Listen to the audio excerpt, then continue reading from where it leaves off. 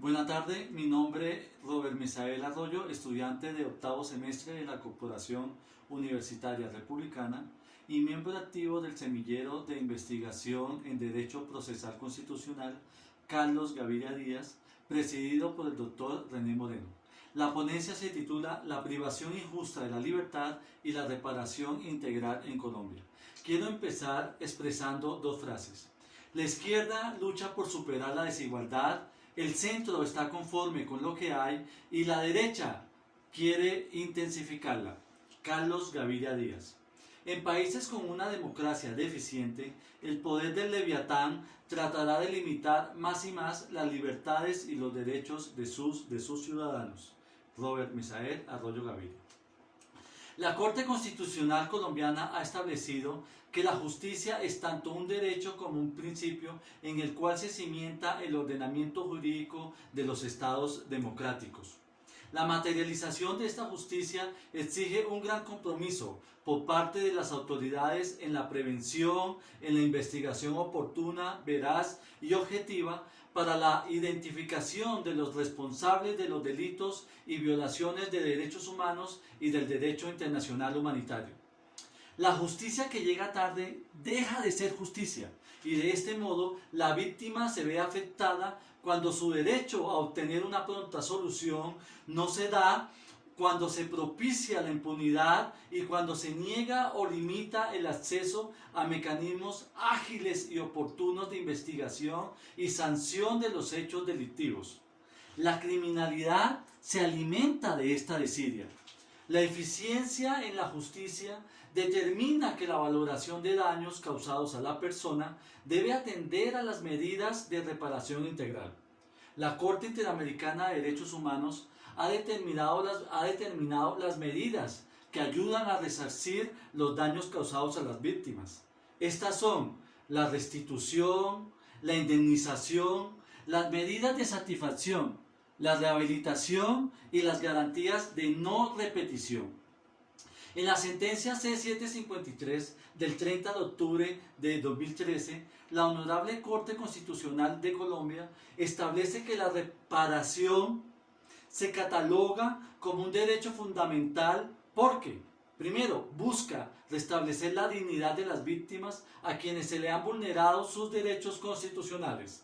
Y segundo, por tratarse de un derecho complejo que se interrelaciona con la verdad y la justicia, que se traduce en pretensiones concretas de restitución, indemnización, rehabilitación, medidas de satisfacción y no repetición. Estos derechos deben ser salvaguardados y garantizados por el Estado colombiano. Estas medidas de reparación integral tienen como objetivo resarcir el daño, centrándose exclusivamente en la víctima o víctimas del hecho causal, por lo cual las disposiciones punitivas, las disposiciones penales, no conforman ni hacen parte de las medidas de reparación. Surge en esta investigación la siguiente pregunta: ¿qué niveles de resarcimiento de reparación integral dispuesta por la Corte Interamericana de Derechos Humanos han sido adoptadas por el Consejo de Estado colombiano? La compensación económica no es una medida suficiente para reparar a los afectados de las acciones u omisiones del Estado. Aunque el Consejo de Estado, a través de su jurisprudencia, ha señalado los parámetros del incidente de reparación integral para estar a la altura de los estándares de reparación fijados por la Corte Interamericana, en la realidad colombiana hay muchos escenarios donde estas medidas no tienen efecto completo. Pero si estas garantías no se materializan en la práctica, pasa a ser letra muerta. El ordenamiento jurídico colombiano prevé únicamente la indemnización como forma de reparación de eventos de privación injusta de la libertad. En Colombia es evidente que la privación preventiva de la libertad de quien a la postre resulta inocente de un delito tiene graves repercusiones físicas, psicológicas y morales en la persona que la padece. Los centros penitenciarios son un cultivo de entrenamiento a la delincuencia, y no se cuenta con programas ni políticas públicas que garanticen los fines de la pena, como la resocialización y la vinculación a la sociedad civil. Aquellos que no han sido condenados con sentencia definitiva o teniendo de manifiesto la presunción de inocencia acorde al derecho colombiano, se enfrentan a situaciones detestables en los centros carcelarios, incluso a afrontar el peligro de perder la vida al interior del penal. A la postre experimentarán la estigmatización de la sociedad al sufrir el descrédito y desvalor de su dignidad humana, a consecuencia de esta privación preventiva de la libertad.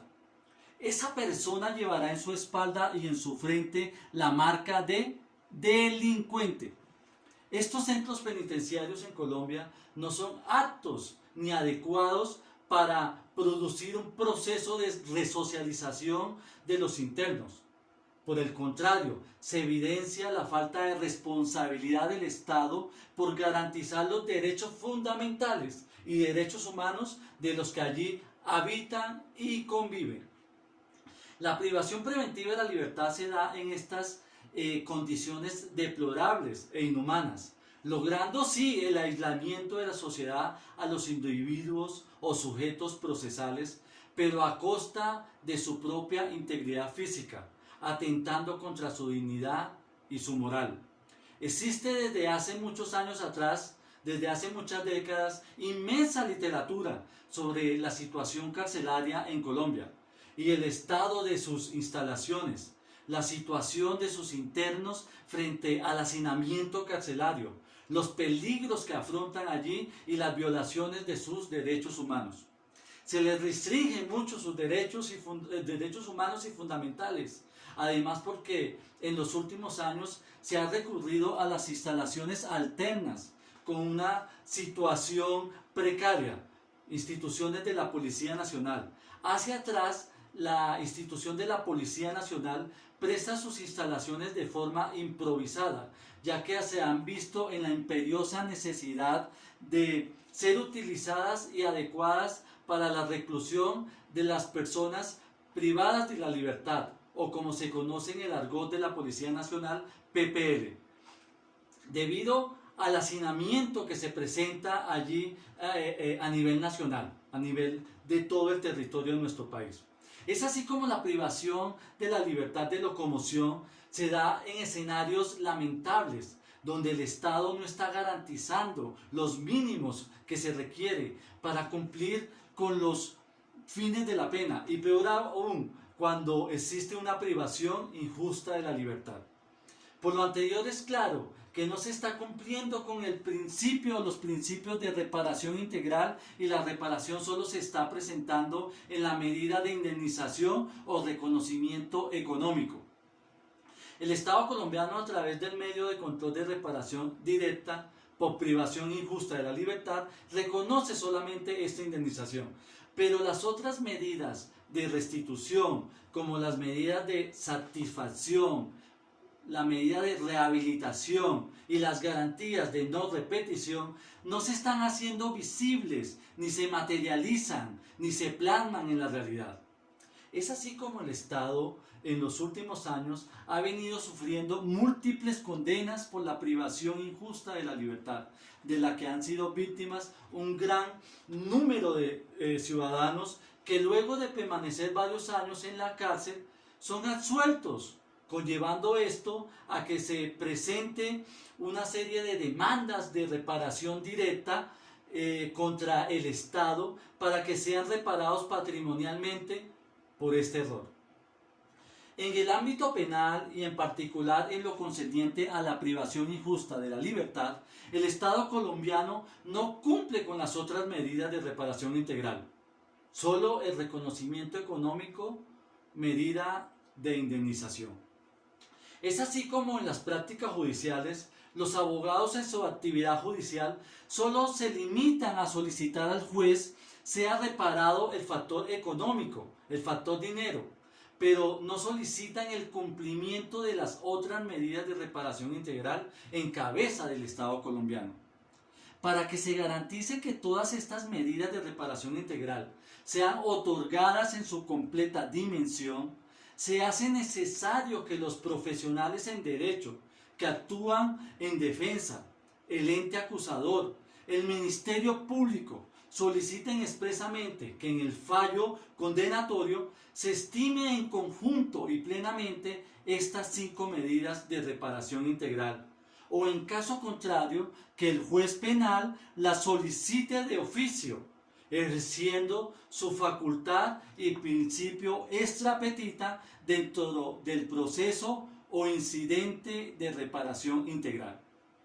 Otra posibilidad de garantizar las medidas de reparación en su completa dimensión es poner en marcha el litigio estratégico que permita que se obtenga un cambio social a través de la adopción, creación y amparo de políticas públicas, la legislación, la conducta de las autoridades y de la misma sociedad, ya que se ha comprobado que el litigio estratégico incide en la formulación o cambio de políticas públicas y del marco normativo, y de esta manera lograr una mejora sustancial en la legislación, en la atención y cuidado que las autoridades deben brindar a los temas de derechos humanos. El litigio estratégico actúa de esta manera. Primero, en función del principio de precaución para prevenir o evitar daños a los derechos humanos. Y segundo, como medio correctivo, es decir, cuando ya existe una violación a los derechos humanos y lo que busca entonces es la reparación integral por el daño causado. De esta forma, se genera una cultura de derechos humanos que ayude en la construcción de un verdadero Estado social de derecho y de bienestar en Colombia. Lograr un cambio para aquellas personas en situación similar de privación injusta de la libertad. Con la utilización de esta herramienta, como lo es el litigio estratégico o de alto impacto, pretendemos o se pretende impulsar una eficaz protección de los derechos humanos, sensibilizar a los operadores judiciales, a las autoridades y a toda la ciudadanía colombiana. De esta manera, disminuir las sanciones que acarrea el Estado por motivos de privación injusta de la libertad de locomoción. Ya para finalizar, otra propuesta es que se incluya en la reparación directa a cargo del Estado, en su completa dimensión, las demás medidas de reparación integral, tal cual lo ha expresado y lo ha declarado la Corte Interamericana de Derechos Humanos. Muchas gracias.